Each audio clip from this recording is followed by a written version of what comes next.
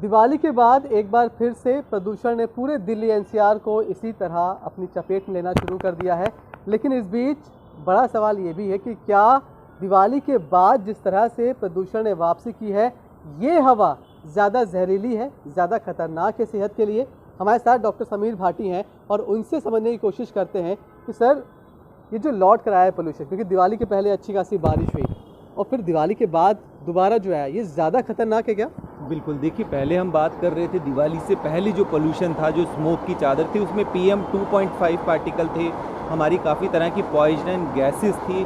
But अब इसमें एक चीज़ और ऐड हो गई है, पटाखे जलाने के बाद, क्रैकर्स में ज़्यादातर कैडमियम निकलता है, कॉपर का भी उसमें काफ़ी वो भी निकलता है, लेड भी निकलते हैं। तो ये सब केमिकल्स भी और ऐड हो गए हैं और स्पेशली इन केमिकल्स की बात करें तो इनका भी सीधा असर हमारे लंग्स पे, हमारे ब्रेन पे, हमारे हार्ट के ऊपर पड़ता है, क्योंकि ये सभी पोल्यूशन के पार्टिकल्स हमारे ब्लड के ज़रिए हमारी पूरी बॉडी के अंदर सर्कुलेट होते हैं। तो निश्चित तौर पे इसके जो हार्मफुल इफ़ेक्ट है वो ज़्यादा बढ़ जाते हैं।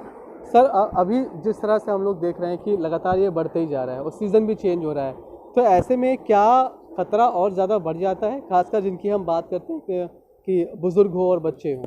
बिल्कुल, देखिए सीज़न चेंज होता है, हमारी इम्यूनिटी डाउन हो जाती है। जैसे इम्यूनिटी डाउन होती है क्योंकि रेस्पिरेटरी वायरस और भी कई अन्य तरह के वायरल डिजीज़ बढ़ जाते हैं, तो हमें डेफिनेटली वायरल इन्फेक्शन होने के चांसेस बढ़ जाते हैं और साथ के साथ पोल्यूशन भी है।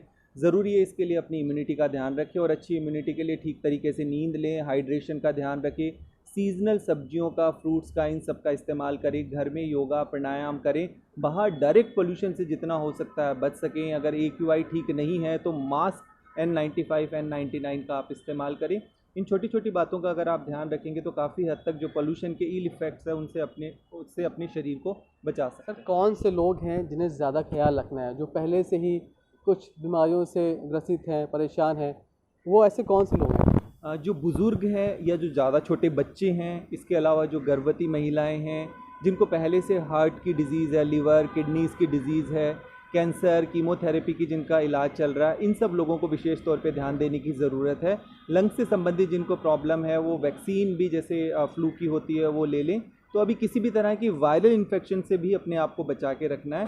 साफ़ सफाई का विशेष तौर पे ध्यान रखना है, हैंड हाइजीन का ठीक तरीके से ध्यान रखें और सबसे ज़्यादा ज़रूरी है इम्यूनिटी को बढ़ाने के लिए अपना हाइड्रेशन का इस्तेमाल ठीक से करें और अपनी मेंटल हेल्थ का भी ध्यान रखें। सर, अगर हम ये पूछें कि इस पोल्यूशन की लेयर से ये दिवाली वाला इफ़ेक्ट कैसे और कब तक दूर हो जाएगा? देखिए, इसमें जब तक हमने जैसा पहले भी देखा था कि जब बारिश हुई थी, बारिश होने के बाद सडन उसके इफ़ेक्ट के अंदर कम आया था। पोल्यूशन का इफ़ेक्ट जैसा हम पहले भी देखते हुए आ रहे हैं कि जनवरी तक आमतौर पे रहता है खास।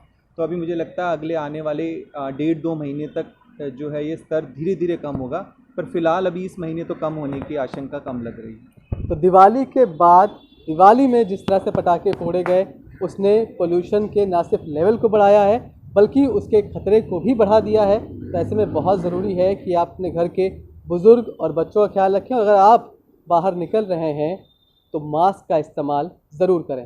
कैमरामैन शैलेंद्र के साथ मनीष रसिया, दिल्ली।